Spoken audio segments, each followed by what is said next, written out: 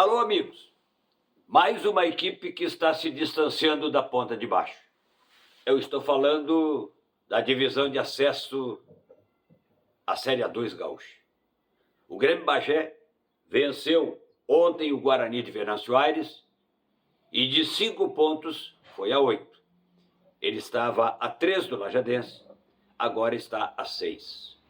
E aí deixou o Gramadense e o próprio Guarani com 6 pontos e o Glória de Vacaria, que tem interesse, que foi derrotado ontem em Pelotas por 2-1 pelo Pelotas. O que define agora a semana que vem? Está marcado para terça-feira, 8 da noite, o Edmundo faz em Venâncio Aires, o clássico entre o Lajadense e o Guarani e o Lajadense. Não tem nenhum tipo de proposta a não ser os 3 pontos. Para o Lajadense sair do 2 e ir para o 5 e ficar a 1 ponto do Guarani. Se acontecer empate, ruim, muito ruim. E se perder, péssimo. Aí é 1 a menos na conta. Complicou mais ainda do que já estava. Mas enquanto a matemática permitir, bola para frente. Ontem nós tivemos os jogos de ida da Copa do Brasil. O Palmeiras, eu acho que deu para o Santos. Fez 3-0, poderia ter sido 8. E a vaga está... É futebol, eu sei, mas eu acho que o Vasco está ainda nessa pendenga na ponta de baixo e o Flamengo e o Palmeiras é líder à frente do Flamengo na ponta de cima. 3-0 é muito gol para poder tirar em 90 minutos. E também no outro resultado, o Vasco ganhou por 1-0 do Vitória e deu um calor na arbitragem no intervalo por uma expulsão errada no meu entendimento. E o cara foi pro VAR ainda, para ver a imagem. É uma coisa impressionante. O cara consegue brigar com a imagem. Ele está vendo que a torneira está aberta. E ele vem de lá e me convence de que eu estou louco. De que a torneira não está aberta. Mas aí não dá, né? É impressionante. E o Vasco ganhou. Claro que daí o Vasco estava 0-0, era no começo quase do jogo. Não tinha chegado aos 20 minutos. E mesmo assim o Vasco ganhou. E deve muito ao Léo Jardim, goleiro, que fez, olha, defesas que até Deus duvida. Hoje tem o clássico Grenal. Meu Senhor, olha só.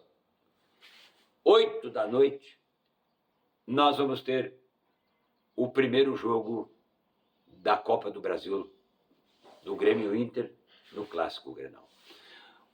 Olha, eu te diria na verdade o seguinte, a gente que está no meio, a gente que vive isso há horas, sabe e não precisa perguntar para ninguém que as duas equipes estão sem identidade. Elas não sabem o caminho para chegar no gol adversário. Elas têm dificuldades para a criação de jogada. E precisa sair da ponta de baixo, que é um peso do emocional do torcedor. E isto cria um clima pesado. Mesmo sendo uma Copa do Brasil, onde, se perder, fica com apenas uma competição para poder pensar só nela e sair do sufoco. Mas não é assim. O pensamento é de que tu não pode entregar nada para o maior rival. É de um lado como do outro.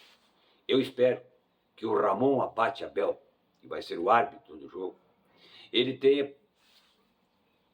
Que Deus o ilumine para poder apitar esse jogo. Porque parece que eu estou vendo, e eu quero estar totalmente enganado, na primeira falta do jogo vai correr 10 para cima dele, para dizer que tem que ser cartão vermelho.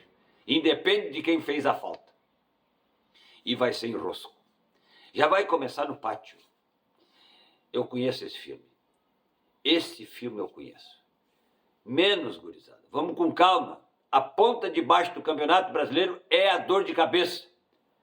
A Copa do Brasil é apenas para desviar um pouquinho o terror da Série B para o ano que vem.